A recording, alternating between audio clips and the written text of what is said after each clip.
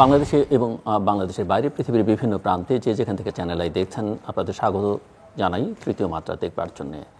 তৃতীয় মাত্রার আজকের অতিথি জাতীয় সংসদ সদস্য, বাংলাদেশ আওয়ামী লীগের সাবেক সাংগঠনিক সম্পাদক এবং বাংলাদেশের ছাত্র রাজনীতির ইতিহাসে, স্বাধীনতোত্তর বাংলাদেশের ছাত্র রাজনীতির ইতিহাসে এক উজ্জ্বল নক্ষত্রের নাম, যিনি একসময় ঢাকার একটি ঐতিহ্যবাহী কলেজ জগন্নাথ কলেজের ছাত্র সংসদ, জগন্নাথ কলেজ ছাত্র সংসদের সাধারণ সম্পাদক ছিলেন, যিনি ঢাকা বিশ্ববিদ্যালয় কেন্দ্রীয় ছাত্রছাত্রী সংসদ ডাকসুর দুবারের সাধারণ সম্পাদক, একবারের সহসভাপতি নির্বাচিত হয়েছিলেন এবং এই বিরল সৌভাগ্য বাংলাদেশের ইতিহাসে আর কারো ঘটেনি। যিনি দীর্ঘকাল স্বৈরাচার বিরোধী আন্দোলনে ছাত্র সংগ্রাম পরিষদের নেতৃত্ব দিয়েছেন, আখতারুজ্জামান আজকে আমার অতিথি। স্বাগত আপনাকে তৃতীয় মাত্রায়। ধন্যবাদ। আপনার বিষয় দিয়ে শুরু করি। আপনার বিষয় মানে আপনি তো এখন জাতীয় রাজনীতিতে আছেন, সংসদে আছেন। আপনার সঙ্গে আমরা রাজনীতি, উন্নয়ন, গণতন্ত্র, আন্তর্জাতিক পরিস্থিতি নিয়ে আমি আলোচনা করতে চাই, কিন্তু যেটি আপনাকে খ্যাতি শিখরে নিয়ে গেছে ছাত্র রাজনীতি, সেই ছাত্র রাজনীতি নিয়ে একটু আপনার অনুভূতিটা বুঝতে চাই যে আজকে ছাত্র রাজনীতিকে ছাত্ররা ভয় পায়, অভিভাবকরা ভয় পায়। ছাত্র রাজনীতির যে ভাবমূর্তি আপনারা, আপনাদের পূর্বসূরীরা বা খানিকটা উত্তরসূরিরাও তৈরি করেছিলেন, সেই ভাবমূর্তির জায়গায় আর এখন ছাত্র রাজনীতি নেই। আপনার অনুভূতি কি? আপনি ডাকসুর সহসভাপতি যখন ছিলেন, তারপরে সম্ভবত একটা ডাকসুর নির্বাচন হয়েছে, তারপরে আর কোনো নির্বাচন হয়নি। এর অনেক পরে একবার নির্বাচন হয়েছে, এক বছরের মাথায়, তারপরে আর ডাকসুর নির্বাচন নিয়ে কেউ কথা বলে না। এবং সাম্প্রতিককালে আপনি জানেন বাংলাদেশ প্রকৌশল বিশ্ববিদ্যালয়ে যেটি হয়েছে, যে ছাত্র রাজনীতির বিপক্ষে একটা শক্ত অবস্থা নিয়ে দাঁড়িয়েছে, পরে আদালত থেকে গড়িয়ে বিশ্ববিদ্যালয় কর্তৃপক্ষ এক রকমের সিদ্ধান্ত নিয়েছেন। তো সামগ্রিক বিষয় নিয়ে একটু আপনার কাছ থেকে শুনতে চাই যে আপনার অনুভূতি কি, আপনি কি মনে করেন আদৌ আসলে ছাত্র রাজনীতি একটা সময় যেরকম প্রয়োজন ছিল মুক্তিযুদ্ধের আগে বা স্বাধীনতোত্তর বাংলাদেশের গণতান্ত্রিক সংগ্রামে, আজকে তার প্রয়োজনীয়তা আছে কিনা, বা থাকলেও সেটা কোন ধারায়? এবং আমি জানি যে আপনি দেশের বাইরে লেখাপড়া করেছেন, অন্যান্য দেশে, উন্নত দেশগুলোতে ছাত্র রাজনীতির ধরন ধারণ কি, সংসদগুলো বা স্টুডেন্টস ইউনিয়নগুলো কীভাবে পরিচালিত হয়, সামগ্রিকভাবে একটু সূচনা আপনার কাছ থেকে আমি শুনতে চাই এই বিষয়ে। আপনাকে ধন্যবাদ, এবং আপনি সুন্দরভাবে আমার ছাত্র রাজনীতির জীবনের সেই সোনালী দিনের কথাগুলি বলেছেন, সেজন্য আপনাকে ধন্যবাদ। প্রথমত আমি বলতে চাই যে আমাদের দেশের ছাত্র রাজনীতির ইতিহাস গৌরবোজ্জ্বল ইতিহাস, এবং ছাত্র সমাজ একত্রে থাকে, অ্যাডভান্স ইন্টেলেকচুয়াল, তারা ঐক্যবদ্ধ থাকে, লেখাপড়া করে। সেই জন্য অতীতে বিভিন্ন বিষয়ে ছাত্রদের সংগঠিত হওয়া এবং চেতনার দিক থেকে এগিয়ে যাওয়া অগ্রগামী বাহিনী হিসাবে আন্দোলনের নেতৃত্ব দিবার কারণে সেই 1952 ভাষার সংগ্রাম থেকে শুরু করে একেবারে আইয়ুব খানের সামরিক শাসন বিরোধী সংগ্রাম, 62 শিক্ষার সংগ্রাম, 66 6 দফার সংগ্রাম, 69 গণঅভ্যুত্থান, 70 নির্বাচনে ছাত্রদের ভূমিকা এবং বঙ্গবন্ধুকে আগরতলা মামলা থেকে ফিরিয়ে আনা, এই সমস্ত কাজে ছাত্রদের একটা গুরুত্বপূর্ণ এবং ঐতিহাসিক গৌরবোজ্জ্বল ভূমিকা, এবং স্বাধীনতা সংগ্রামকে ত্বরান্বিত করা, স্লোগানে স্বাধীনতা সংগ্রাম পপুলার করা, তোমার আমার ঠিকানা পদ্মা মেঘনা যমুনা, এটা কিন্তু ছাত্রদের কণ্ঠেই সেদিন বেরিয়ে এসেছিল। জয় বাংলা এই স্লোগানটিও সেই বাইতুল মোকাররমের পাশে ছাত্রদের কণ্ঠ থেকে সেদিন বেরিয়ে এসেছিল। তুমি কে আমি কে বাঙালি বাঙালি, রক্ত সূর্য উঠেছে বীর বাঙালি জেগেছে, ইতিহাস থেকে এই সমস্ত স্লোগান কখনো মুছে যাবে না। এবং এটাই হলো 60-এর দশক, 52-তে শুরু এবং 60-এর দশকে যেই ছাত্ররা একত্রিত হয়েছিল বাঙালি জাতীয়, এবং এটার কারণেই কিন্তু বঙ্গবন্ধু এত বড় স্বাধীনতা সংগ্রাম অনেক এগিয়ে নিতে পেরেছিল এই ছাত্রকর্মীদের উদ্যোগে।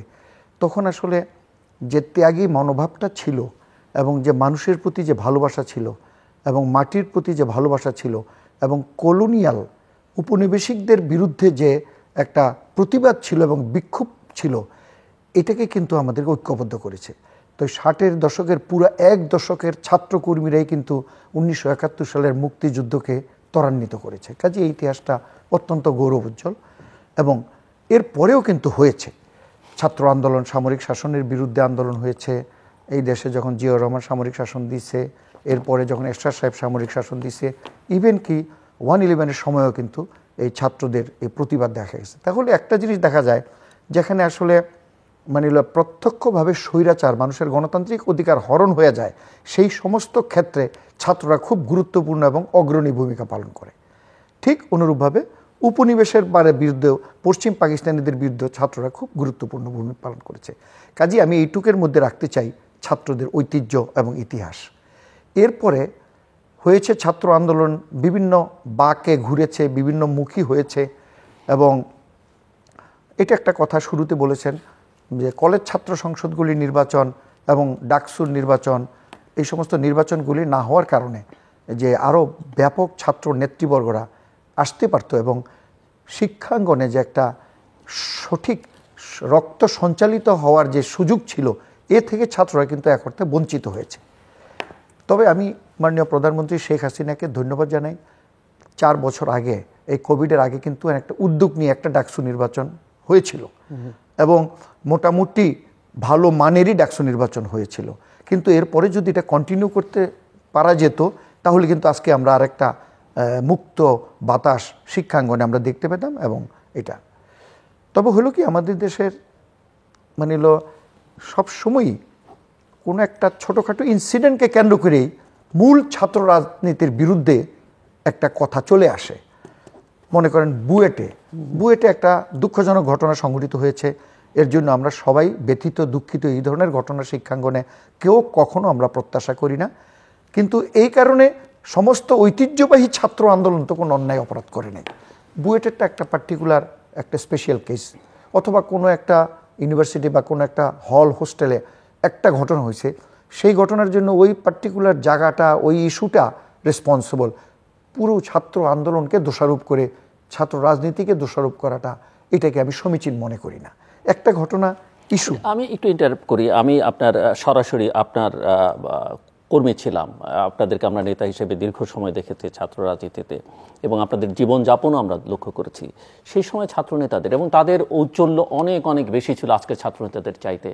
তাদের জীবনযাপন আর আজকের ছাত্র নেতাদের জীবনযাপন, তাদের অর্থ, বিত্ত, বৈভব, ব্যক্তিগত পারিবারিক জীবন, তাদের চলাচল, তার সঙ্গে কি এটা মেলানো যায়? ছাত্র নেতাদের এটা আপনার কাছে আমার একটা প্রশ্ন থাকবে। খুবই সুন্দর প্রশ্ন। এবং চাঁদাবাজি, অন্যান্য সহ তাদের বিরুদ্ধে যেসব অভিযোগ, সন্ত্রাসের অভিযোগ, তাদের হাতে যে ধরনের অস্ত্র আপনাদের সময় ছিল, তার আগেও ছিল ছাত্র সংগঠনের মধ্যে সংঘাত, কিন্তু তার যে নেচার ছিল আর আজকের সংঘাতের যে নেচার, এক সময় ছাত্র শিবির বা জামায়াত এদেরকে অভিযুক্ত করা হতো এদের হাতে চাপাতি, এখন আজকে ছাত্রলীগের হাতে চাপাতি, অন্যান্য ছাত্র সংগঠনের হাতে একই রকম।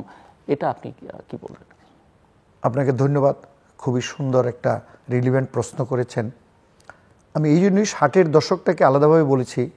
দ্বিতীয় আপনি তো, আমি বলছি যে আপনার চাইতে ঔজ্জ্বল্য, মানে এত দীর্ঘ সময় ছাত্র নেতৃত্বে সংসদে থাকবার রেকর্ড বোধহয় কারণে ডাকসুতে তো নেই। বিশ্ববিদ্যালয়গুলোর বা কলেজগুলোর যে ব্যবসা বাণিজ্য, টেন্ডার, এগুলোর মধ্যে ছাত্রনেতারা কখনো ছিল? আমরা তো আমি শুনিনি, আপনি শুনেছেন, কিন্তু আজকে তো দেখা যায় তারা সবকিছু নিয়ন্ত্রণ করে। ধন্যবাদ। এটা একটা ডেভিয়েশন হয়েছে, বড় ধরনের স্খলন হয়েছে ছাত্র রাজনীতির ক্ষেত্রে। সেটা আমরা বলবো, আমরা যখন ছাত্র রাজনীতিতে অংশ নেই, তখন বিশেষ করে দ্বিতীয় বিশ্বযুদ্ধের পরে এই একটা বিপ্লবী আকাঙ্ক্ষা এই দেশে দেশে, বিশেষ করে সোভিয়েত ইউনিয়নের বিপ্লব, বিশেষ করে চীনের বিপ্লব, ভিয়েতনামের সংগ্রাম, এই সমস্ত পৃথিবীতে সাম্রাজ্যবাদের বিরুদ্ধে একটা সংগ্রাম সারা পৃথিবীতে গড়ে ওঠে। সেই সাম্রাজ্যবাদী সংগ্রামের ভিতরে পরবর্তী সমাজটা কি হবে, একটা সমাজতান্ত্রিক ওয়েব তখন যুবকদের মধ্যে আসে। সেটা খালি আমাদের এশিয়াতে না, আপনার দেগলের সময়ে মনে আছে যে প্যারিসের নান্তেয়ার ইউনিভার্সিটিতে অনেক বড় একটা ছাত্র আন্দোলন হয়েছিল। এবং আপনার এক সময় মনে আছে যে ছাত্ররা যখন, যুবকরা যখন হতাশ হইয়া হিপ্পিজমে সাফার করতেছিল মার্কিন যুক্তরাষ্ট্রের যুবকরা, তখন কিন্তু ওই যে ভিয়েতনামের এটার বিরুদ্ধে তারা একটা প্রতিবাদ হিসাবে এই হিপ্পিজমটাকে তারা গ্রহণ করে নিয়েছিল। তো এই পৃথিবীতে ওই সময়টা একটা সাম্রাজ্যবাদ বিরোধী এবং রেভলিউশনারি, এবং আপনার একটা তখন ফিডেল ক্যাস্ট্রোর নেতৃত্বে বিপ্লব, চে গুয়েভারার সেই বিপ্লবী এই যে উজ্জ্বল্য সারা পৃথিবীকে আকর্ষণ করেছে, সেই চে গুয়েভারার যোগ কবে চলে গেছে পৃথিবীর এখনও বিভিন্ন বিশ্ববিদ্যালয়ে গেলে আপনি মনোগ্রাম চে গুয়েভারাকে দেখবেন, তারা স্মরণ করতে ইত্যাদি। এই যে তাদের মানে উজ্জ্বল এবং বিপ্লবী যে ফিগার এবং ইমেজ যেগুলি তৈরি ছিল, আমাদের ছাত্র রাজনীতির উপরে সেই ছায়াটা ছিল। এবং সেই ছায়াটা ছিল বলে রাজনীতিতে আমরা প্রথমত একটা প্র্যাকটিস আমাদের মধ্যে ছিল তখন, সেটা একটা ধরেন বামপন্থী রাজনীতির প্রবণতার কারণে। সেটা হলো প্রথমত আমি যে বক্তৃতা করতেছি, আমার বিলিফ, আমার বক্তৃতা এবং আমার জীবনযাত্রা, এই তিনটি জিনিসকে একটি সূত্রে গাঁথতে হবে, এক কেন্দ্রবিন্দু হইতে হবে।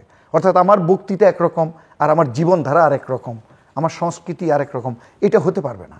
এটাই ছিল আমাদের 60-এর দশকের ছাত্রদের, নেতৃবর্গ, কর্মীদের প্রধানত শিক্ষা, যে আমার নিজের জীবনটাকে আগে আমি প্রস্তুত করেছি কিনা মানুষের জন্য, আমি মানুষের জন্য প্রস্তুত করেছি কিনা নিজেকে। মানিল এটা আমি ছাত্রদের মধ্যে সেই সংজ্ঞাটা বলবো না, কিন্তু তখন সমাজে রাজনীতিতে যারা প্রগতিশীল রাজনীতি করতেন, কমিউনিস্ট পার্টি করতেন, সমাজতান্ত্রিক দল করতেন, অথবা বিপ্লবী দল ছিলেন, অথবা আওয়ামী লীগের মধ্যে যেই প্রগ্রেসিভ বিপ্লবী ধারা, তাদের মধ্যে ট্রেন্ড ছিল যে আমি পেটি বুর্জুয়া মানসিকতাটাকে ত্যাগ করে আমি সাধারণ মানুষের কাছে যাব। এবং আমাদের তৎকালীন ছাত্র নেতারা কিন্তু ছাত্র জীবন শেষে গিয়ে শ্রমিকদের সাথে আন্দোলন করছে, তাদের সাথে উঠা বসা করছে, তাদের কলোনিতে গিয়ে থাকছে, ঘুমাইছে, এগুলো ইনস্ট্যান্স সৃষ্টি করছে, কৃষকদের মধ্যে গেছে। অর্থাৎ নিজেকে মানিল আমার অবস্থান থেকে মানুষের কাছে নিয়ে যাবার জন্য নিজের ভিতরে যে ইন্টারনাল একটা স্ট্রাগল, সংগ্রাম, এটা ছাত্র নেতাদের মধ্যে ছিল। যার ফলে তখনকার ছাত্র নেতারা মানিল কন্ট্রাক্টর কোথায় থাকে, কোথায় ব্যবসায়ী থাকে, চাঁদা কোথায় পাওয়া যায়, গাড়ি কি করতে হবে, এই সমস্ত কিছুর পিছনে ছিল না। এবং আদর্শ এবং আরেকজন ছাত্রকে রিক্রুট করিয়া এই একই আদর্শে কীভাবে উদ্বুদ্ধ করা যাবে, সেটাই ছিল প্রধানত। অনেক কষ্ট করে ছাত্র নেতারা হলে গিয়ে ঘুমাইতো, ডাবলিং করতো, ট্রিপলিং করতো, যারা ছাত্রকর্মী ছিল তাদের সাথে শেয়ার করতো, খাওয়া দাওয়া, লেখাপড়া, ছাত্র টিউশন ফি, অনেক কিছু, এরকম একটা কালেকটিভ একটা অ্যাপ্রোচ তখন ছিল। এই আদর্শগত এটা থাকার কারণে তখনকার ছাত্র রাজনীতি অত্যন্ত বলিষ্ঠ ছিল। এবং তখনকার ছাত্র নেতাদের মধ্যে পার্সেন্টেজ খুব কম দেখবেন যারা পরবর্তী জীবনে এসে স্খলন হয়েছে, খুব কম, পারা যায় নাই, আগে যেটা শিখছে সেটাকে তারা কন্টিনিউ করছে। তো এটা ঠিক আছে, এটা ধরেন স্বাধীনতার পূর্বকালীন অবস্থায় আমরা ক্ষুদিরামের দীক্ষা নিয়েছি, মাস্টারদা সূর্য সেনের দীক্ষা নিয়েছি আমরা, এবং তাদের যে সংগ্রামী পথ, যেটা একটা মানে আমাদের তখন তো ভারতবর্ষে একটা ধারা ছিল, এই যে সুবিধাবাদী ধারা, ব্রিটিশের সাথে আলোচনা করিয়া ভারতবর্ষের স্বাধীনতা আসবে, আর নেতাজি সুভাষচন্দ্র বোস বলছিল যে আমাদের সংগ্রাম করে স্বাধীনতা আনতে হবে। এই যে ধারাটা সৃষ্টি হয়েছিল, আমরা কিন্তু পরবর্তী সময় বঙ্গবন্ধুর নেতৃত্বে কিন্তু আমরা চেষ্টা করেছি, যার ফলে বঙ্গবন্ধু 7ই মার্চের ওই সমস্ত বক্তৃতাগুলি ওনার ভিতরে সেটা আসছে। আর ওনার ট্রেনিংটা যখন হয়েছে কলকাতাতে, যখন ছাত্র আন্দোলন করে, তখন কিন্তু গান্ধীর এবং নেতাজির এবং কমিউনিস্ট পার্টির মুজাফফর আহমেদ সহ ওই সমস্ত কিছু কিন্তু উনি দেখেছেন। দেখার কারণে উনি একটা নিজের মধ্যে একটা রাজনীতি ধারণ করে এসে সেই রাজনীতিটা উনি করেছেন, যার জন্য খুব পরিপক্ক, প্রতিটি পদক্ষেপ খুব ম্যাচিউর হয়েছে। ওনার ট্রেনিংটা হয়েছিল এরকম একটা বৃহত্তর ক্যানভাসে। জি, আরেকটা প্রসঙ্গ, যে বাংলাদেশের ছাত্র রাজনীতি ধ্বংসের পেছনে আপনার কি মনে হয় কিনা, যদিও এই প্রবণতা আপনাদের সময়ে অতটা ছিল না, যেটা পরে বেড়েছে, যে বিশ্ববিদ্যালয় অধ্যাদেশ 73 এখানে অনেকখানি দায়ী, শিক্ষকরা রাজনীতিতে জড়িয়ে পড়া, বিশ্ববিদ্যালয়ে যেভাবে উপাচার্য নিয়োগ হয়, নির্বাচিত করবার যে প্রক্রিয়া, ডিন, অন্যান্য, এবং তারা আসলে ছাত্র রাজনীতিকে, ছাত্র নেতাদেরকে ব্যবহার করেন তাদের সুবিধাদির জন্যে, এবং একটা নেক্সাসের মতো তৈরি হয়, যেটা আসলে ছাত্র রাজনীতি অনেক ক্ষতিগ্রস্ত করেছে। সেটা তো ধরেন এই ছোটোখাটো ব্যত্যয় স্বাধীনতার পরের থেকে ছাত্র রাজনীতিতে চলে এসেছে। এরপরে সবচেয়ে বড় ধরনের ব্যত্যয় হয়ে গেল যখন মানে আরও যেমন মনে করেন যে তখন তো ছাত্র রাজনীতির ধারাটা ছাত্রদের মধ্য থেকেই রিক্রুটমেন্ট, সংগঠন, আন্দোলনের মধ্য দিয়ে সংগঠন হতো ইত্যাদি। কিন্তু যখন দেশে সামরিক শাসন আসলো এবং সামরিক শাসন যখন ছাত্রদের দিয়ে চ্যালেঞ্জ হয়ে গেল, তখন তাদের রিক্রুটমেন্টের সেন্টারটা এখানে চেষ্টা করলো ডিভাইড অ্যান্ড রোল, এখানে কিভাবে করা যাবে। আমার তো পরিষ্কার মনে আছে যে জিয়াউর রহমান সাহেব ঢাকা ইউনিভার্সিটিতে আসলেন, ওই যে মিয়া মোহাম্মদ ফেরদৌস সাহেব জিজ্ঞেস করলেন, কর্নেল তাহেরকে আপনি ফাঁসি দিয়েছেন কেন? এইরকম প্রশ্ন মনে হয় কাউকে কেউ এরকম বলতে পারে না। তখন ওনার এডিসি পাশে দাঁড়ায় বলল, স্যার অর্ডার। তখন জিয়াউর রহমান পেশেন্টলি বলল যে না, কোনো অর্ডার দেওয়ার দরকার নেই। উনি ঠান্ডা মাথায় টিএসসিতে চলে গেলেন। টিএসসিতে যাওয়ার পরে এই যে মোশাররফ সাহেব উনি টোটাল মিটিংটা টিএসসিতে পরিচালনা করেন সব শিক্ষকদের, এবং সেদিন হয়তো এই সমস্ত বাদ প্রতিবাদের কারণেই ছাত্রদের মিছিল স্লোগান উনি দেখছেন, এই কারণেই উনি অবশ্যই এসেছিলেন খুব সরল মন নিয়ে, কারণ উনি তখন সারা বাংলাদেশে বিভিন্ন জায়গায় মানে উনি তো খুব ইনফ্যান্ট্রির লোক, মানে খুব হাঁটতে পারতেন, মাইলের পর মাইল তখন উনি হাইটা যাইতেন। এই খাল খনন অথবা কোনো একটা মাদ্রাসার ওখানে গেলে জিজ্ঞেস করতো কি লাগবে আপনাদের, তারা বলতো কলেজ লাগবে, উনি কলেজ দিয়ে দিতেন। এইরকম একটা ছিল ওনার ধারণা, ছিল যে এখানে এসে যদি ছাত্ররা কোনো হল হোস্টেল চায় আমি দিয়ে চলে যাবো, এইরকম একটা ম্যানেজ করে ফেলবো। হ্যাঁ ম্যানেজ। কিন্তু এখানে যে হাইলি পলিটিক্যাল ছাত্র সমাজ, তারা গণতন্ত্র চায়, তারা সামরিক শাসন চায় না, এত জিনিসটা ডিপ আন্ডারস্ট্যান্ডিং ওনার ওইরকম তখন ছিল না। যার ফলে উনি টিএসসিতে গেছেন, গিয়ে উনি 2 ঘন্টা মিটিংটা পরিচালনা করছেন, এবং সেইখানেই উনি শিক্ষকদেরকে প্রথম রিক্রুট করেন যে কারা কারা, ইনক্লুডিং ডক্টর মোশাররফ সাহেবের নেতৃত্বে কারা কারা পরবর্তী সময়ে এই যে বিএনপি পন্থী টিচারদের সংগঠনটাতে যাবেন, এবং সেখানেই তারা উদ্যোক্তা হয় এবং খুব স্ট্রং সাপোর্ট সেখান থেকে পায়। তবে এবং এই যে এইখান থেকে হইবার কারণে আরেকটা জিনিস হলো, তখন সেনাবাহিনীর একটা প্রত্যক্ষ সহযোগিতায় ছাত্রদের মধ্যে যারা ইলেক্টেড ভিপি জিএস ছিল, তাদের মধ্য থেকে কিছু নেতাকর্মী সংগ্রহের একটা প্ল্যান পরিকল্পনা ছিল। এবং এটা আপনি জানেন যে আমার সাথে আমার জিয়াউদ্দিন বাবলু আমরা একসাথে নির্বাচন করেছি, উনি গত 2 বছর আগে মারা গেছেন, আল্লাহ ওনাকে বেহেশত নসিব করুক। তো উনি যে কোনো ভাবেই ওনাদের সেইটার মধ্যে পড়ে গিয়েছিলেন, যার ফলে মানে আমরা মধ্য ফেব্রুয়ারির আন্দোলনের সময় ঢাকা বিশ্ববিদ্যালয়, আপনিও ছিলেন সেখানে, আমরা যখন অপরাজয় বাংলার থেকে জয়নাল জাফরের ডেড বডি নিয়ে বেরোবো, এই টাইমে বিকাল 5টা 5:30টায় বিডিআর সহ পুলিশ সহ আইসা ক্যাম্পাসে হামলা করলো, এবং তখন ওনাকে স্কট করে ওনাদের পক্ষ থেকে ওই যে স্যারের বাসায় ছিলেন পাশে, সেখান থেকে নিয়ে গেলেন। তো যাই হোক, পরবর্তী সময় এটা নিয়ে আমাদের অনেক প্রশ্নের উত্তর দিতে হয়েছিল। যাই হোক, উনি ওনার রাজনৈতিক অবস্থান উনি নিয়েছেন, সেইভাবে হয়েছে জিনিসটা। তো আমি যেটা বলতে চাইতেছিলাম যে এই স্বাভাবিক ধারায় হইলে কিছু বাদ প্রতিবাদ সংঘাত এদিক সেদিক হইতো, কিন্তু ধারাটা কন্টিনিউ করতো। কিন্তু এর মধ্যে যখন অন্য ইন্টারফারেন্স এসে গেল গিয়া, অন্য তখন সংগঠন করার প্রক্রিয়া হইলো, তখন আর সংগঠন কোত্থেকে করবে? রাজনৈতিক দল থেকেই তো সংগঠন কালেকশনটা হইলো। সেটা আপনার বিএনপি যে রাজনৈতিক দল, সেখানে পলিটিশিয়ানদেরকে কালেক্ট করলো পলিটিক্যাল পার্টির থেকে, আর ছাত্রদেরকে কালেক্ট করলো এই ঢাকা ইউনিভার্সিটি থেকে। এর থেকে যে ধারাটা শুরু হলো, এখানে একটা চরম সুবিধাবাদী ধারা সৃষ্টি হয়ে গেল গিয়া। অর্থাৎ তাদের সাথে গেলে এই অপরচুনিটি আছে, সুযোগ সুবিধা আছে, প্রমোশন আছে, এই ছোটোখাটো ব্যবসা বাণিজ্য আছে, এর থেকে কিন্তু ডেভিয়েশনের ধারাটা শুরু হয়ে গেল। বাট আপনি কি মনে করেন, এখন কি ছাত্র রাজনীতির যে ট্র্যাডিশনাল স্টুডেন্ট পলিটিক্স বলতে আমরা যেটা বুঝি, সেই ধারার অব্যাহত থাকা দরকার, না আসলে এই বিষয়ে নতুন করে একটা ভাবনা দরকার? আপনার পরামর্শ কি? আমার পরামর্শ হলো খুব, এবং আমি যেটা আপনাকে শুরুতেও বলছিলাম যে আপনার নিজেরও বাইরের অভিজ্ঞতা আছে, আপনি বিদেশে লেখাপড়া করেছেন, সব মিলিয়ে আসলে বাংলাদেশটা কি হওয়া উচিত এখন? তো ধরেন শুধু ছাত্র রাজনীতি না, পুরা শিক্ষাঙ্গন এবং পুরা শিক্ষার পরিবেশ এবং সমস্ত কর্মকাণ্ডের মধ্যে একটা বিপ্লবী পরিবর্তন আসা উচিত। যেমন আমি বলেছি কয়েকদিন আগে যে ছাত্র সংগঠনগুলির গঠনতন্ত্র হওয়া উচিত এই ইনফরমেশন সুপার হাইওয়েতে পৃথিবীতে কি হচ্ছে, পৃথিবীর আদলটা পরিবর্তন হয়ে যাচ্ছে সমস্ত কিছু। এই যে সামনে আপনার 4th ইন্ডাস্ট্রিয়াল রেভলিউশন, তখন এটা টাচ করলেই আপনার সাথে আমার কথা হয়ে যাবে, আপনার এরকম বৈশা আমার করতে হবে না, আমি যেখানেই থাকি আপনার সাথে আমি সব কিছু করতে পারবো। এই যে এআই আসতেছে, আমি একটা দরখাস্ত লেখা আমি যদি পাঠাই দিই জিপিটির কাছে, চ্যাট জিপিটির কাছে, সে কারেকশন করে প্যারাগ্রাফটা করে ইনফরমেশনগুলি আমার কাছে ফেরত পাঠাই দিতেছে। এই যে রোবোটিক্স লাইফ চলে যেতেছে, এই যে দেখেন গত 30 বছরে আমি একটা ছোট্ট ইন্টারভিউতে বলছি যে আগে পৃথিবীর সবচেয়ে ধনী লোকদের যে রেটিং ছিল, সেটা ছিল কে এরোপ্লেন কোম্পানি, বোয়িং কোম্পানি, সেখানে ছিল এয়ারবাস কোম্পানি, সেখানে ছিল কনকর্ড এরোপ্লেন, সেইখানে ছিল আপনার জেনারেল মোটর, সেইখানে ছিল রোলস রয়েস, এইসব কোম্পানি পৃথিবীর শিপিং কোম্পানি ছিল। এরা ছিল ধনী মানুষ, নাম্বার রেটিং হইতো। আর এখন গত 30-35 বছরে এখন বিল গেটস, এখন এলন মাস্ক এসে গেছে, বিল গেট এসে গেছে, বেজোস এসে গেছে গিয়া, টেসলা এসে গেছে, এই সমস্ত চেঞ্জ হয়ে গেছে। দ্যাট মিনস এরা কিন্তু হঠাৎ করে কোনো ইন্ডাস্ট্রি করে না, এরা পৃথিবীর যত ইনোভেশনগুলি আছে সবগুলি কালেক্ট করে একত্র করছে। একত্র করার পরে তাদের ইনোভেশনটা অনেক বড় হয়ে গেছে। এই বড় হয়ে যাওয়ার কারণে রাতারাতি সারা পৃথিবীর ক্লায়েন্ট পেয়ে গেছে।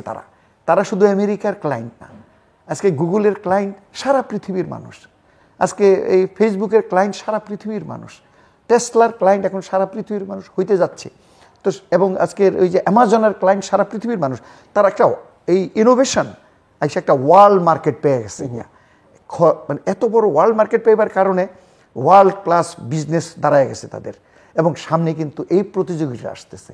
কাজেই আমি বাংলাদেশের ছাত্র সংগঠন, বাংলাদেশের ছাত্রদেরকে পৃথিবীর এই দৃষ্টিটার দিকে আমি আকর্ষণ করতে চাই যে আমাদেরও কিন্তু এখন অন্য কিছু দ্বন্দ্ব করার সুযোগ নেই। কারণ আগামী 25 বছরে পৃথিবীর আরেকটা পরিবর্তন আসবে এবং ইনার কম্পিটিশন হয়ে যাচ্ছে। ওদিনকে দেখলাম যে ইন্দোনেশিয়ার নতুন প্রেসিডেন্ট আসলো, তারা সেট করেছে আগামী 25 বছরে মানে 2050 সালে they want to be 4th largest economy of the world. ইন্ডিয়ার সাথে কম্পিটিশন হবে জাপানের, 3rd পজিশন কে যাবে? জাপান এখন আছে। চায়না এখন 2nd লার্জেস্ট ইকোনমি হয়েছে। আমেরিকা স্ট্রাগল করতেছে তার এই $1 ট্রিলিয়ন ইকোনমিটা টিকে থাকবে কিনা। এই যে একটা ইনোভেটিভ কারণে পৃথিবী প্রতিযোগিতায় পড়ে গেছে, এই ইনোভেশনের সাথে যদি আমরা না থাকতে পারি তাহলে আমরা কিন্তু লেফট বিহাইন্ড হয়ে যাব, অনেক পিছনে পড়ে যাবো। কাজে এখনকার রাজনীতিটা হবে সেই ইনোভেশন, রাজনীতিটা হবে এমপ্লয়মেন্ট, রাজনীতিটা হবে ক্রিয়েশন। প্রত্যেকটা ছাত্র সংগঠনের ম্যানিফেস্টোতে এটা থাকতে হবে এবং এটা প্র্যাকটিস। এবং ইউনিভার্সিটিগুলিতে আজকে আমাদের কম্পিউটার দিয়ে, আধুনিক প্রযুক্তি দিয়ে সাজায় ফেলতে হবে, একদম খালি ক্লাস না, এনভায়রনমেন্টটা আমাদের তৈরি করে ফেলতে পারবে, যাতে করে এখান থেকে আমরা তৈরি করতে পারি। আমাদের একটা বড় অপরচুনিটি হলো জাতিসংঘ স্টাডি করে দেখছে এখন তো পৃথিবী 2 ভাগে বিভক্ত। আমি আরেকটা 2 ভাগ বলি। একটা হলো যে ইনফরমেশনের ডিভাইড আছে, আর একটা হলো আপনার এই যে এইজিং ডিভাইড আছে। পৃথিবীর অনেক দেশে মাইনাসে চলে গেছে তারা, হ্যাঁ মাইনাসে চলে গেছে তাদের, যার ফলে আমরা প্লাসে আছি। তো সো দ্যাট আমাদের দেশের যুব সমাজরা, এই ছাত্ররা পাশ করার পরে 35 বছর পর্যন্ত কর্মক্ষম থাকবে। সেই জায়গায় on the other hand Japan বা ইউরোপের আমেরিকার এই ফ্যাক্টরিগুলিতে তাদের যে ইন্টেলেকচুয়াল ওয়ার্কার, সফটওয়্যারের যে ওয়ার্কার, তাদের মাত্র 5-7-10 বছর তাদের এইজ আছে, তারা রিটায়ার করে যাবে গিয়া। সো দ্যাট তারা একটা গ্যাপে পড়ে যাবে গিয়া। এই গ্যাপটা কিন্তু ফুলফিল করার জন্য আমাদের সুযোগ আছে। এটাকে কিন্তু জাতিসংঘ বলছে Bangladesh subject to the demographic dividend. আমাদের সেই একটা বোনাসের একটা সুযোগ আছে। তো এই প্ল্যানটা যদি আমরা ইমপ্লিমেন্ট করি, আগামী 10 বছর পরে বাংলাদেশ হয়ে যাবে খালি ম্যানুফ্যাকচারিং কান্ট্রি না, স্কিল ম্যান পাওয়ার এক্সপোর্ট করার দেশ হয়ে যাবে ইয়া বাংলাদেশ। আমরা যদি সেইভাবে এখন টার্গেট নিয়ে আগামী 10 বছরে স্কিল ডেভেলপ করতে থাকি। বোঝা যাচ্ছে এই বিষয়ে আপনার যথেষ্ট নলেজ, ইন্টারেস্ট এবং ভিশন আছে। এই বিষয়ে আমরা ভবিষ্যতে আরেকদিন আপনার সঙ্গে আলোচনা করব। আমি পরের প্রসঙ্গে যাবার আগে ট্রানজিশনাল ফেজ একটা প্রশ্ন করতে চাই যে ছাত্র রাজনীতি নিয়ে, ছাত্র সংসদ নিয়ে, এটা দেখা গেছে গত 53 বছরে যে শেখ হাসিনা কিংবা খালেদা জিয়ার শাসনামলে বা তাদের গণতান্ত্রিক শাসনামলে বা কথিত গণতন্ত্র বা তথাকথিত গণতান্ত্রিক আমলে ছাত্র সংসদ নির্বাচনগুলোর ব্যাপারে তাদের কোনো আগ্রহ দেখা যায়নি। বরং স্বৈরাচার হিসেবে চিহ্নিত বা সেনা শাসক জেনারেল জিয়া বা জেনারেল এরশাদের সময় ডাকসু নির্বাচন হয়েছে এবং নিরপেক্ষ নির্বাচন হয়েছে, ছাত্র সংসদগুলোর নির্বাচন হয়েছে সারা দেশে। আপনি কি বলবেন? তখন ছাত্রদের নির্বাচনের জন্য একটা আর্জ ছিল, কারণ একদিকে যখন মানিল ওনারাও চাইতেছিলেন how to get access with the democratic atmosphere, কারণ ওনারা তো একটা সেনাবাহিনীর শাসন জারি করছে, তো ওনারা খুব ডেমোক্রেসি ফ্রেন্ডলি এক্সপোজার চেষ্টা করতেন। এবং এই কারণেই আমাদের ডাকসু নির্বাচনগুলি তো ওনাদের সময় হয়েছে, সেটাই বললাম আমি, সেটাই বলছি, ওনাদের সময় হয়েছে।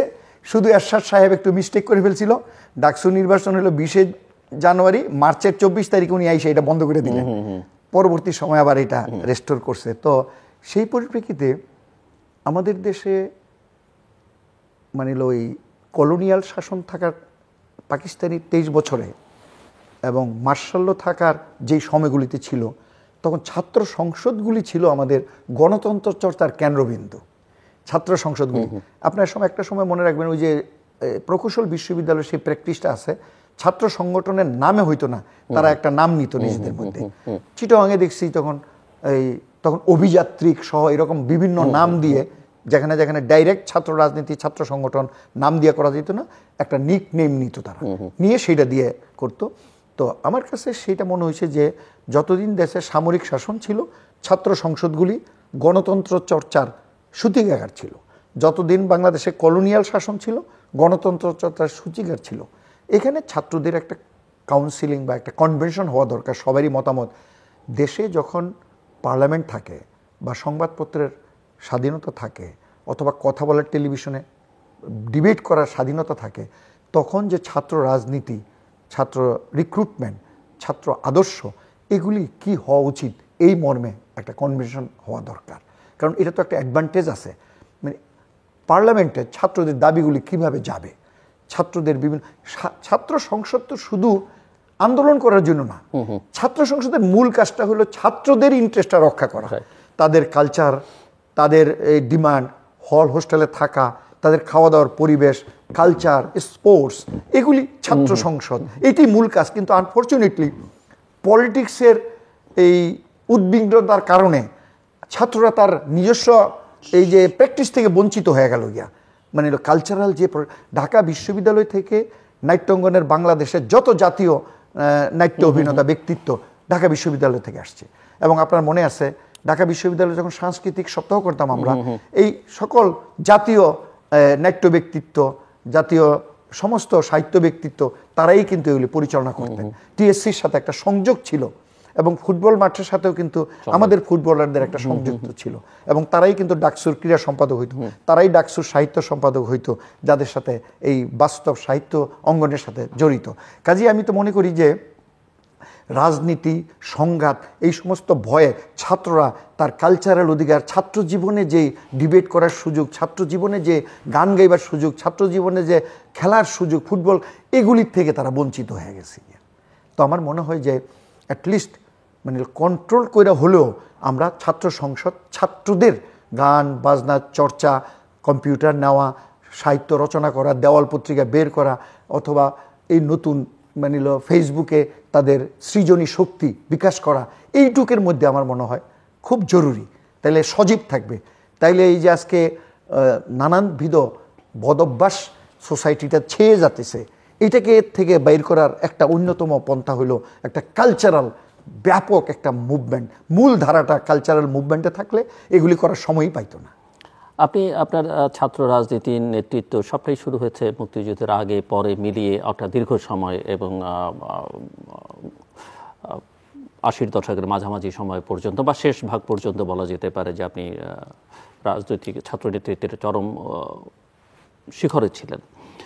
আপনি যে গ্রামের সন্তান আখতারুজ্জামান, সেই গ্রামের আমি যতটুকু জানি যে মুক্তিযুদ্ধের সময় ওই গ্রামের কোনো ঘরে কোনো পুরুষ ছিল না যারা মুক্তিযুদ্ধে যায়নি, এবং মুক্তিযুদ্ধের অঙ্গীকার, সাম্য, সামাজিক ন্যায় বিচার, মানবিক মর্যাদা, লিখিত অঙ্গীকার, আমাদের প্রোক্লেমেশন অফ ইন্ডিপেন্ডেন্সে গণতন্ত্রের আকাঙ্ক্ষা নিয়ে বাংলাদেশের জন্ম হয়েছে। 70-এর নির্বাচনের যে গুরুত্ব জন্মের সংগ্রামের সময় এই ভূখণ্ডের মানুষ বুঝেছে। স্বাধীনোত্তর বাংলাদেশের যে সংবিধান, তার যে 4 মূলনীতি, সেটাও বাংলাদেশের জনগণকে একটা অন্য চেতনায় আবদ্ধ করেছে। 53 বছর পর আজকে আপনি ক্ষমতাসীন দলের রাজনীতিও করেন, সেই জায়গায় বাংলাদেশ আসলে কোথায় দাঁড়িয়ে আছে আপনার কাছ থেকে শুনতে চাই আমি। এটা ধরেন একটা জিনিস আমরা বলবো, যেসব দেশে সাম্প্রতিককালে ইন্ডাস্ট্রিয়াল রেভলিউশন হয়েছে অথবা খুব ইন্ডাস্ট্রিয়ালাইজড হয়েছে, সেই সমস্ত দেশে বেশ কিছু মিস্টেক সোসাইটিতে রেখেই হয়েছে। সোশ্যাল মিস্টেক আছে, ডেভেলপমেন্টের মিস্টেক আছে, ডেভিয়েশন আছে। তারা একটা পর্যায়ে আইসা এগুলিকে তারা কারেকশন করতেছে। আপনি উন্নত দেশ জাপানের কথা বলেন, জাপানের যে ভুল ত্রুটিগুলি ছিল এত সুন্দরভাবে তারা কারেকশন করেছে। দুর্নীতির কারণে কোরিয়াতে তো তাদের প্রেসিডেন্টই, তো তারাও কিন্তু এখন কারেকশন করছে।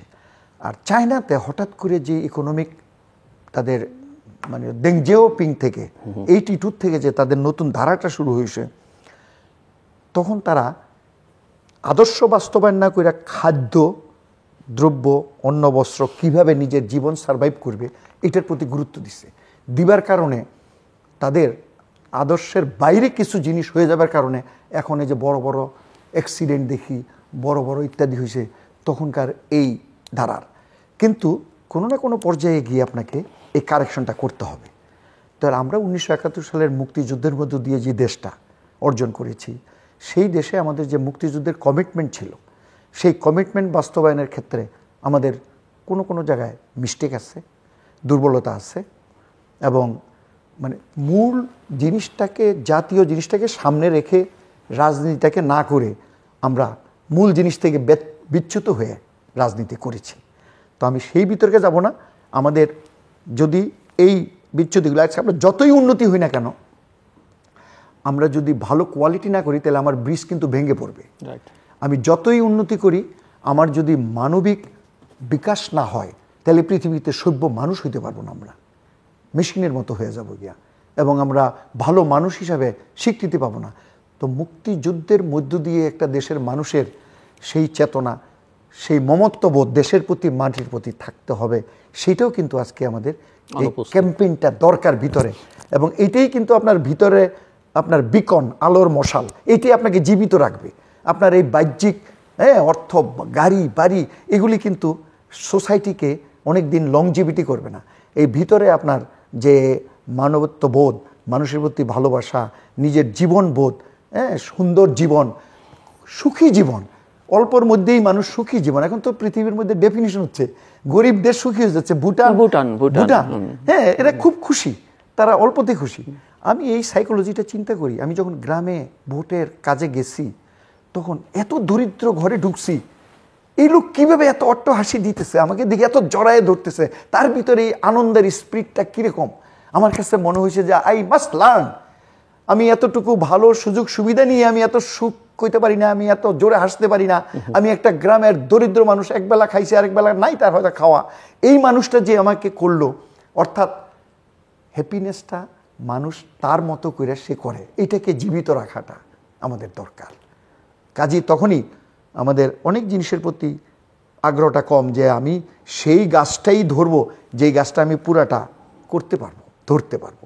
অর্থাৎ অ্যাম্বিশাস না হয়ে যাওয়া, টার্গেটটা লিমিট রাখা, তাহলে কিন্তু আমরা যার যার জায়গায় কন্ট্রিবিউট করতে পারবো। বাংলাদেশে নির্বাচন, এটা একটা দেশের ভেতরে এবং দেশের বাইরে অনেক দিন ধরেই প্রশ্নবিদ্ধ যে বাংলাদেশের মানুষ আস্তে আস্তে আসলে ধীরে ধীরে নির্বাচন ভুলতে বসছে। আপনি কি মনে করেন? এবং উপজেলা নির্বাচন, এই নির্বাচনেও বিরোধীরা অংশ নিচ্ছে না, ক্ষমতাসীনদের অংশ নিচ্ছে, তার নিজের ইন্ট্রোডিউস করা সিস্টেম যে প্রতীক নিয়ে নির্বাচন, সেটা তারা করছে না, একটা প্রতিযোগিতার আবহ তৈরি করবার জন্যে। কিন্তু 7ই জানুয়ারি নির্বাচনে এই প্রতিযোগিতার আবহ তৈরি করতে গিয়ে দেখা গেছে সেখানেও বিরোধীরা অংশ নেয়নি। যে ক্ষমতাসীন দলের মধ্যে অন্তর্দলীয় কোন্দল অনেক ক্ষেত্রে বেড়েছে। বিভিন্ন কনস্টিটিউয়েন্সিতে যেটা দেখা যায়, যারা নৌকা প্রতীক নিয়ে নির্বাচন করেছেন এবং নৌকার বাইরে যারা নির্বাচন করেছেন তারাও আওয়ামী লীগের, এবং সেটা দল স্বীকারও করে, এবং এটা আরও ঘনীভূত হবে বলে অনেকে মনে করছেন। এবং সবচেয়ে বড় কথা হচ্ছে যে এই ধরনের নির্বাচন আসলে স্থানীয় সরকার ব্যবস্থাকে আদৌ শক্তিশালী করবে কিনা, এই ধরনের নির্বাচনের মধ্য দিয়ে আপনি কি মনে করেন? এটাও খুব গুরুত্বপূর্ণ প্রশ্ন, ধন্যবাদ। আমাদের দেশে সবচেয়ে বড় রাজনীতির যে বাঙালি সমাজের মধ্য দিয়ে বাঙালি জাতি যে প্রথম যে রাজনৈতিকভাবে বাঙালি জাতি স্বীকৃত কনস্টিটিউশনালি, সেটা হলো কি 70-এর নির্বাচন। এই নির্বাচনের কারণেই কিন্তু মানে বঙ্গবন্ধু এবং আমরা এই স্বাধীনতা সংগ্রামের এত বড় ভূমিকা রাখতে পারলাম। এই ইলেকশনের ভোটটা কিন্তু আমাদেরকে লেজিটিমেসি দিছে। দেখেন, সেই দিন যদি নির্বাচন ছাড়া আমরা অস্ত্র ধরতাম, আমাদেরকে বিদ্রোহ, ট্রিজন করে আমাদেরকে কিন্তু ধ্বংস করে দিতে পারতো এবং সারা পৃথিবী এটা অ্যাকসেপ্ট করতো। কিন্তু বঙ্গবন্ধুর সেই নির্বাচনমুখী কৌশলের কারণে কিন্তু উনি কিন্তু কোনো নির্বাচন থেকে সরে আসে নাই। ইভেন কি যে 64-এ আইয়ুবের সাথে যে একটা বিডি নির্বাচন হয়েছিল, সেইখানেও কিন্তু এই নির্বাচনে অংশ নেওয়া হয়েছিল। নির্বাচন থেকে কোনো সময় আমি আওয়ামী লীগের এই ব্যাপারে কিন্তু ধন্যবাদ, মানে অনেক সমালোচনার মুখে থেকেও কিন্তু কোনো নির্বাচন থেকে আওয়ামী লীগ সরে আসে নাই। 96 সালে, হ্যাঁ, 15 ফেব্রুয়ারি সরে আসা ইতিবাচক রেজাল্ট পাইছে। 88 সালে 86-এ গিয়ে সমালোচিত হয়েছে, কিন্তু তারপর নির্বাচিত গেছে। তো সো দ্যাট নির্বাচনটা একটা ইম্পর্টেন্ট জিনিস, মাস মোবিলাইজেশন। আমার রাজনীতির আদর্শ আমার বই, আমার ম্যানিফেস্টোতে, আমার মার্কায় আছে। গ্রামের মানুষের কাছে একটা জিনিস হলো যে ভোট দিতে পারবো কবে, মানুষ একটা জিনিস এটা একদিন দিতে চায়, এটা তার একটা ক্ষমতা, তার একটা প্রপার্টি, তার একটা অধিকার একদিন প্রয়োগ করতে চায়। এখন কোনো আমার রাজনীতি মিলল না দেখে আমি তাকে নির্বাচনে দিলাম না, এটা কিন্তু সে খুব লাইক করে না। এই জন্য মানুষ কিন্তু অলওয়েজ বলে পিপুল হচ্ছে অলওয়েজ নির্বাচনমুখী, সে দিতে চায়, সে দেখতে চায় কে তার নেতা হবে, পরিচিত হইতে চায়, একটা মুভমেন্টে থাকতে চায়। তো সেই কারণে আমি বলবো যে নির্বাচনটা 70-এর নির্বাচনটা ছিল আমাদের কাছে একটা আদর্শ নির্বাচন, এবং আমরা বড় সংগ্রাম করে বাঙালি প্রথম বিজয় অর্জন করলো কিন্তু নির্বাচনে। এই নির্বাচনের বিজয়টাকে আমরা ধরে রেখে এটা যে শিক্ষা লাভ করলাম আমরা, সার্বজনীন ভোটাধিকার, এটার জন্য যে আমরা মানে দীর্ঘদিন 23 বছর আমরা বঞ্চিত ছিলাম, সেই অধিকারটা প্রয়োগ করলাম। কিন্তু পরবর্তী সময়ে রিয়েল প্রয়োগ তো স্বাধীনতা সংগ্রামের মধ্য দিয়ে করতে হয়েছে, কিন্তু সেই নির্বাচনটা বেঞ্চমার্ক নির্বাচন হয়ে গেছে আমাদের। তো সেই কারণে নির্বাচন কন্ট্রোল, আরেকটা কথা বলি আমি, সেইখানে কিন্তু নির্বাচনটা ছিল লিগ্যাল ফ্রেমওয়ার্কের মাধ্যমে, এবং তখন আওয়ামী লীগের মধ্যে প্রশ্ন ছিল নেতাদের মধ্যে, সিনিয়রদের মধ্যে, যে আমরা যে যাইতেছি নির্বাচনে এই লিগ্যাল ফ্রেমওয়ার্কের কন্ডিশন অনুযায়ী যে কোনো সময় তারা যে কোনো কিছু করতে পারবে, বাদ দিয়ে দিতে পারবে, বন্ধ করে দিতে পারবে, অনেক কিছু করতে পারবে। তখন বঙ্গবন্ধু বলছিলেন যে জনগণ যেহেতু যায়, আমরা জনগণের কাছে যাই, জনগণের কাছে গেলে এটা জনগণ বুঝবে কি করতে হবে। এই যে জনগণের প্রতি অগাধ বিশ্বাস এবং নির্বাচনের প্রতি সেটা, তো লিগ্যাল ফ্রেমওয়ার্কের ভিতরেও কিন্তু তখন 70-এর নির্বাচন আমরা গিয়েছিলাম। কাজেই আমি কথাটা হলো যে বিরোধী দল, যেমন লাস্টে আমার 28শে অক্টোবরে বিএনপি একটা বিরাট প্রোগ্রাম দিয়েছে, কিন্তু বিএনপি তো একটা বিপ্লবী দল না, একটা ডেমোক্রেটিক পার্টি, ইলেকশন করে তারা ক্ষমতায় যেতে চাইছে। তো তাদের তো একটা বিকল্প থাকতে হবে যে 28 তারিখে যদি আমরা সাকসেসফুল না হই, what is next, what is alternative. এইটা কিন্তু কর্মীদেরকে ওনারা মোটিভেট করেন না, একদমই না, শুধু এক ধারায় সামনের দিকে নিচে করে নিবার কারণে ওনারা ওখান থেকে ব্যাক করতে পারেন নাই, এবং এটাকে একটা এইভাবে তারা যদি মাননীয় প্রধানমন্ত্রী শেখ হাসিনা গণভবনে যেদিন বললেন যে আমি ওপেন করে দিলাম, স্বতন্ত্র আসেন, এর অর্থ হলো কিন্তু উনি খালি আওয়ামী লীগের জন্য ওপেন করেন নাই, উনি সবার জন্য ওপেন করে দিয়েছেন। কৌশল, উনি একটা কৌশল নিছেন। তখন বিএনপির কি কৌশল? বিএনপি যদি বলতো যে আচ্ছা ঠিক আছে, উনি যখন ওপেন করে দিছে আমরা এই কৌশলটা অবলম্বন করি, নির্বাচনটা তো মানে কিছু কিছু জায়গায় যারা হারছে কমপ্লেন করছে, এছাড়া ইন দি মেইন কম্পিটিটিভ হয়েছে, মানুষ গেছে, ভোট দিছে, এটা গেছে এবং পার্টিসিপেশন হয়েছে। তো জাতীয় নির্বাচন তো পার্টি বেজে হওয়া উচিত এবং আদর্শ ভিত্তিতে, কর্মসূচির ভিত্তিতে, সারা পৃথিবী জুড়ে তাই হয় না। আমি বলছি কৌশল, হ্যাঁ কৌশল, কৌশলের অর্থে এই মাননীয় প্রধানমন্ত্রী কৌশল নিছে যে আমি, তারা যেহেতু আসলো না, ওনার কিন্তু প্রস্তুতি দুই রকমেরই ছিল, যদি ওরা আসে আমাদের নমিনেশন কি হবে, এক ধরনের ছিল কথা ছিল দলের মধ্যে, আর যদি না আসে তাহলে কি হবে, এই 2-3টা প্রিপারেশন। সেই ক্ষেত্রে বিএনপির কিন্তু এরকম কোনো প্রস্তুতি ছিল না। এই যে মাঝখানে সুযোগ দিছিল যেটা 5 দিনের নমিনেশন, 30 তারিখে নমিনেশন পেপার সাবমিটের লাস্ট ডেট, এই 5 দিনে কিন্তু রাজনীতিতে একদিনই কিন্তু যথেষ্ট। তারা যদি বুদ্ধি করে সিদ্ধান্ত নিয়ে যে আমরা নির্বাচন করব, ওনার অধীনেই করব, তখন কিন্তু পুরো প্রশাসনটা একটা সুন্দরভাবে কমিটেড নিরপেক্ষ নির্বাচন করবে, এই অ্যাটিটিউড এবং সব কিছু কিন্তু চলে আসছে, সুন্দর হয়ে গেছে সব কিছু। এবং 2টা কথা বলছে যে আমি বিনা প্রতিদ্বন্দ্বিতায় কোনো এমপি আসুক এটা আমি চাই না। প্রধানমন্ত্রী একদম কোট আন কোট এই কথা বলছে, আর বলছে যে আপনাদের উন্মুক্ত করে দিলাম, আপনারা ইলেকশন করে আসতে পারেন। এই যে একটা জাতীয় ক্ষেত্রে নতুন একটা ডিসিশন আসলো, এটাকে বুঝা, অ্যানালাইসিস করা, এটা ক্যাচ করা। তাদের বক্তব্য হলো যে আমরা তো 18 সালে বিশ্বাস করেছিলাম এবং নির্বাচনে গিয়েছিলাম, এখন যে এটা আবার গিয়ে ট্র্যাপে পড়বো না তার তো কোনো না। প্রথম কথা হলো যে নির্বাচন করতে হবে, যেমন মনে করেন ব্যবসা করতে গেলে সবাই মনে করে যে খালি ব্যবসা প্রফিটই হবে, লজ্জা হবে না এটা, কিন্তু যখন আপনি অ্যাকাউন্টিং করেন তখন লেখা হলো লস অ্যান্ড প্রফিট। তো ইলেকশনে কিন্তু ডিফিট উইন দুইটাই আছে। একটা হলো যে খালি আমি ক্ষমতায় যাইবার জন্য নির্বাচনটা করব, এই নির্বাচনের জন্য ওনারা বারবার কিন্তু পিছনে পড়ে যাচ্ছে এবং বিশাল জনগণ থেকে দূরে সরে যাচ্ছে। আর একটা হলো ওই যে মুরগির সেই উদাহরণ আছে, কোন মুরগি ডিম দিছে সেটা বড় কথা না, কে তা দিয়ে বাচ্চা ফুটাইছে ওই মুরগির পিছনেই সবাই চলে যাবে। তো জনগণেরও একটা কিন্তু যাওয়া, এই যে তারা দীর্ঘদিন এলাকায় অ্যাবসেন্ট, নেতারা ওই রকম করতে পারতেছেন ইত্যাদি, একটা বড় বিচ্ছিন্নতা হয়ে গেছে। আরও একটা কমপ্লেক্সিটি হয়েছে যে এখন ওই যে 111-এর পরে এই যে নির্বাচনী যে বিধিমালা হয়েছে এইটাকে পূরণ করা, এগুলিকে ট্রেন আপ করা, এগুলি কিন্তু খুব এখন অনলাইনে আপনার নমিনেশন পেপার সাবমিট হচ্ছে, অনেক পেপার আপনার খুব জরুরি। এগুলি যদি আপনার 5 বছর 3 বছর পরে পরে প্র্যাকটিস না থাকে, হঠাৎ করে আপনি কিন্তু এগুলি সব কিছু পারবেন না। তো কাজী আন্দোলন বা জনগণের ইমাজিনেশন, তারা অনেক কিছুর থেকে কিন্তু পিছনে চলে যাচ্ছে।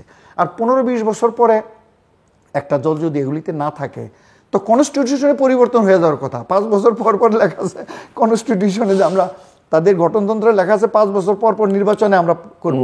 তো 5 বছর নির্বাচন না হইলে, 15 বছর নির্বাচন না হইলে তো কনস্টিটিউশনটাই অন্যরকম হয়ে যায়।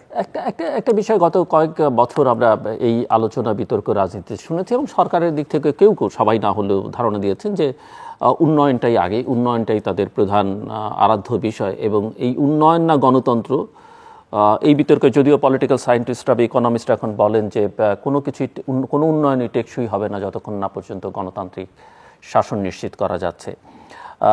এখন আজকের দিনে এসে দাঁড়িয়ে যেটা দেখা যাচ্ছে যে নির্বাচন প্রশ্নবিদ্ধ, বিরোধীরা করছে, হয়তো তারা বিরোধিতার জন্য করছে, কিন্তু দেশের বাইরেও থেকে বিভিন্ন আন্তর্জাতিক মহলও বাংলাদেশের নির্বাচন নিয়ে প্রশ্ন তুলছে, গণতান্ত্রিক প্রক্রিয়া নিয়ে প্রশ্ন তুলছে তারা, হিউম্যান রাইটস, লেবার রাইটস, এইসব ইস্যুতে নানা রকমের প্রশ্ন তারা তুলছে। আবার উন্নয়ন যেটা হয়েছে সেটা অনেক দৃশ্যমান উন্নয়ন হয়েছে, অনস্বীকার্য, কিন্তু এখন এই প্রশ্ন অনেক জায়গা থেকে উঠছে যে কিসের বিনিময়ে এই উন্নয়ন হলো।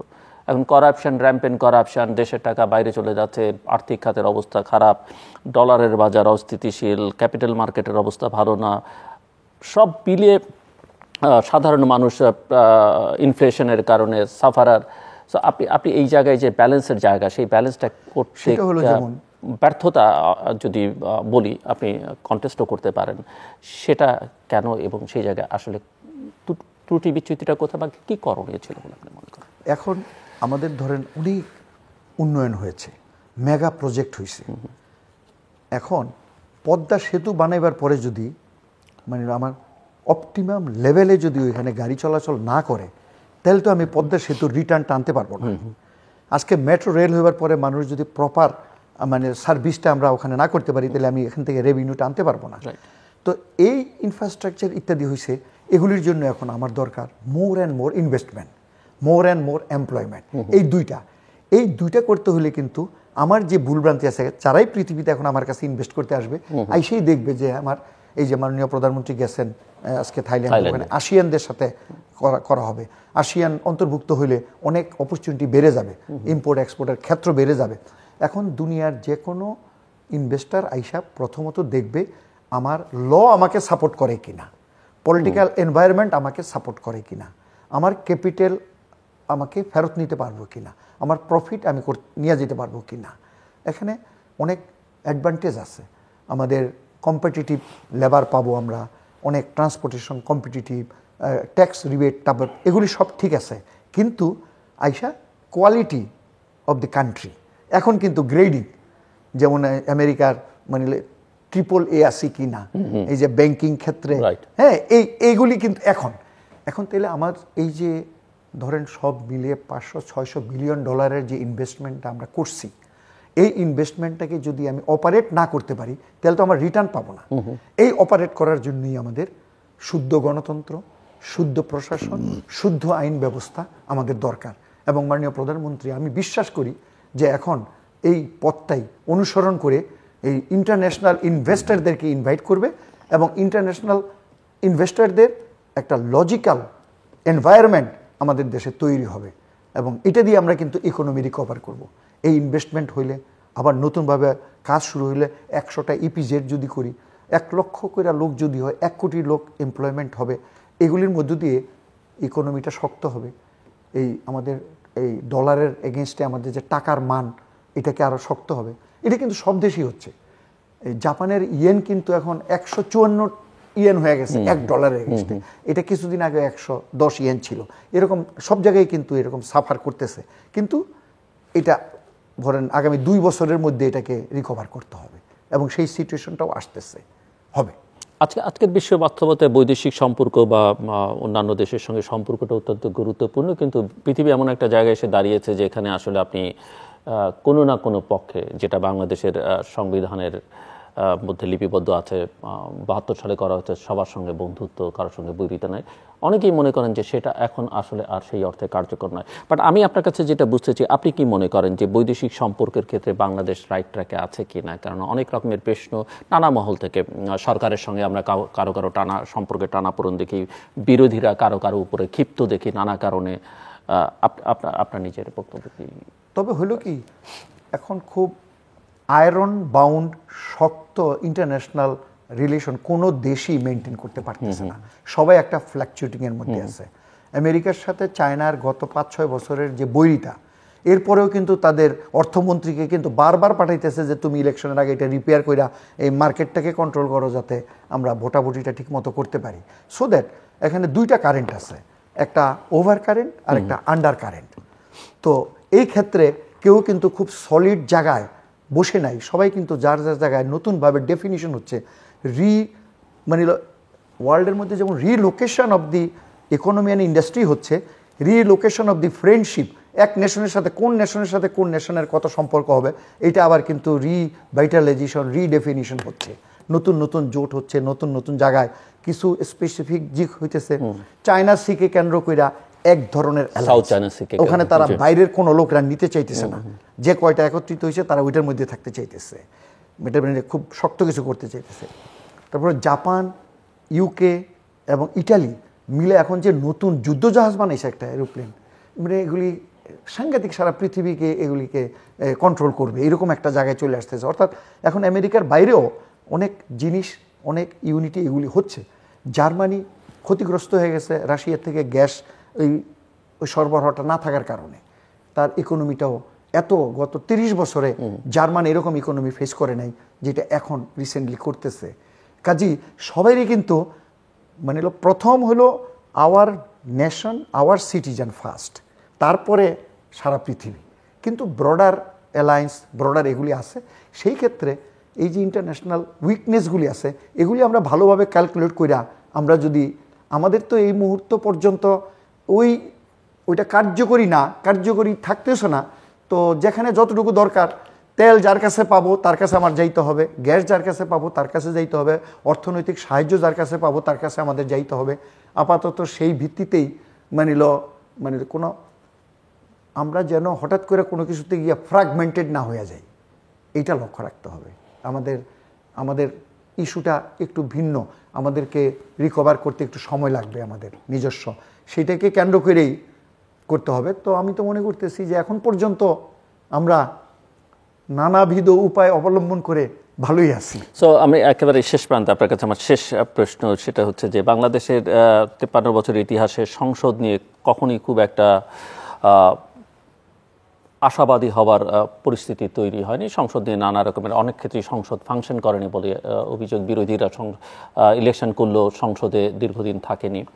সো এই সংসদে সেই অর্থে বিরোধী দল নেই, যেটি আছে সেটিকে অনেকেই বিরোধী দল মনে করে না। আমার আপনার কাছে ব্যক্তিগতভাবে প্রশ্ন, যে একজন রাজনৈতিক কর্মী, নেতা হিসেবে, এবং একদম ছোটবেলা থেকে আপনি আজকের এই জায়গায় এসে দাঁড়িয়েছেন, হয়তো অনেকে মনে করেন আপনার আরও অনেক বড় জায়গায় যাওয়া দরকার ছিল, সেটা অন্য বিষয়। কিন্তু আমি এই পার্লামেন্ট যতদিনই থাকুক না কেন, 5 বছর কম বেশি, সংবিধানের ভেতরে থেকে বাইরে থেকে, আপনি নিজেকে এই পার্লামেন্টে কিভাবে দেখতে চান? মানে কি আপনার পারফরমেন্সটাকে আপনি কিভাবে পারফর্ম করতে চান, সেটা একটু আমি আপনার কাছে খুব ছোট্ট করে 1-1.5 মিনিটে বা 2 মিনিটে। জি, কার্যকরী হইবার রাস্তা হলো যে to what extent this parliament voice করতেছে পিপুলসের ডিমান্ডটা, এবং সেটাকে সার্ভিস দিতে পারতেছে কিনা। দ্রব্যমূল্যের উপর এই পার্লামেন্ট আলোচনা করে একটা কন্ট্রোল ব্যবস্থা নিয়ে আসছে কিনা, এই রাস্তাঘাটে দুর্ঘটনা হচ্ছে এই পার্লামেন্টে আলোচনা করে এটা কমায় আনতে পারছে কিনা, আজকে সমাজে যে মাদক দ্রব্য এটাকে কমায় আনতে পারছে কিনা, এরকম ভালনারেবল ইস্যুগুলি যদি ইফেক্টিভলি অ্যাড্রেস করতে পারে, তাইলে এই পার্লামেন্টেরও মানুষের, অর্থাৎ ডেং জিয়াংয়ের ভাষায়, যে বিড়াল ধরতে পারে কিনা, ইঁদুর ধরতে পারে কিনা, অর্থাৎ সার্ভিস দিতে পারে কিনা, ভয়েসটা আছে। বিড়াল সাদা কি কালো তাতে কিছু যায় আসে না, ইঁদুর মারতে পারে কিনা, ডেং জিয়াপিং। সো আপনার পারফরমেন্স, আপনি নিজেকে কিভাবে প্ল্যান করছেন এই পার্লামেন্টে পারফর্ম করবার জন্য? আমি আমার এলাকার জনগণ যে কথাটা আমাকে বলে দিছে যে আমরা চাকরি চাই, আমরা ট্রেনিং চাই, আমাদের অর্থনৈতিক উন্নতি চাই, আমাদের মেয়েরা যেন ঘরে বসে না থাকে, হ্যাঁ, আমাদের মা বাবারাও যেন। আরেকটা হলো যে আমি যেমন কতগুলি জিনিস ইন্ট্রোডিউস করতেছি, ট্রেনিং করতেছি, সাথে সাথে গ্রামের সাধারণ মানুষ যখন একটা লাউ অথবা একটা ভেজিটেবল এইভাবে নিয়ে আসে তখন এটার দাম অর্ধেক, কিন্তু কর্পোরেট কোম্পানি গিয়া তারা গিয়া এগুলিকে কার্টুনে করে যখন নিয়ে আসে তখন আর ওই লিচিগুলি ভালো থাকে, এই কলাতে কোনো স্ট্রেস থাকে না। অর্থাৎ এগ্রিকালচার মার্চেন্ডাইজিং আমরা করলে মানুষের কাছে একটা ভ্যালু অ্যাড হবে। আমরা নর্মাল চাউল যদি বস্তায় বিক্রি করি এক দাম, এই চাউল যদি আমি একটা পলিথিনে সেলফে নিয়ে বিক্রি করি একটা স্টিকার লাগায়া, এটার আরেক দাম। এই যে মানে ভ্যালু অ্যাড করা, এই যে মার্চেন্ডাইজিং করা, আমি চাইতেছি যে সাধারণ মানুষের কাছে সেই সব মার্চেন্ডাইজিং এইসব ক্ষেত্রে আমি সংসদে ভূমিকা রাখতে চাই। অনেক ধন্যবাদ মিস্টার আখতারুজ্জামান আপনাকে। দর্শক, কথা বলছিলেন জাতীয় সংসদ সদস্য এবং ডাকসুর সাবেক সহসভাপতি আখতারুজ্জামান, এবং আলোচনা থেকে এটা অনেকেই বুঝতে পারবেন, অনেকে হয়তো ওনাদের জীবনের যে ঔজ্জ্বল্য সেটা এখন নানা কারণে বুঝতে পারেন না বা জানতে চান না বা জানতে পারেন না, চিনতে পারেন না, কিন্তু ওনার কথার এই 1 ঘন্টার আলোচনার মধ্যে দিয়ে এটা যারা শুনলেন তাদের কাছে স্পষ্ট যে একটা রাজনৈতিক প্রক্রিয়ার মধ্য দিয়ে বেড়ে ওঠা মানুষ, তার যে জ্ঞান, এই অনুষ্ঠানে আপনারা প্রতিদিন অসংখ্য মানুষের কথা শুনেন, নিঃসন্দেহে ওনার চেয়ে ভালো কেউ বলেন, ওনার চেয়ে খারাপও বলেন, কিন্তু পার্থক্যটা কিন্তু অনেকের সঙ্গে সহজে অনুমেয়। অনেক বিষয় নিয়ে আমরা আলোচনা করেছি, ভবিষ্যৎ আরও করব, কিন্তু উনি 6টি শব্দ উচ্চারণ করেছেন বাংলাদেশের ভবিষ্যতের জন্য। এই যে উন্নয়ন যা হয়েছে, অগ্রযাত্রা যেটা হয়েছে, সেটাকে যদি টেকসই করতে হয় এবং বাংলাদেশের মুক্তিযুদ্ধের আকাঙ্ক্ষা সব মিলিয়ে সামনের দিকে আরও এগিয়ে যাওয়ার জন্য, সেটা হচ্ছে শুদ্ধ গণতন্ত্র, শুদ্ধ প্রশাসন এবং শুদ্ধ আইনের শাসন। এবং এই 3টে বিষয় অত্যন্ত জরুরি বাংলাদেশের জন্য। আমাদের সঙ্গে থাকবার জন্য অসংখ্য ধন্যবাদ। আপনাদের সবার জন্য শুভকামনা।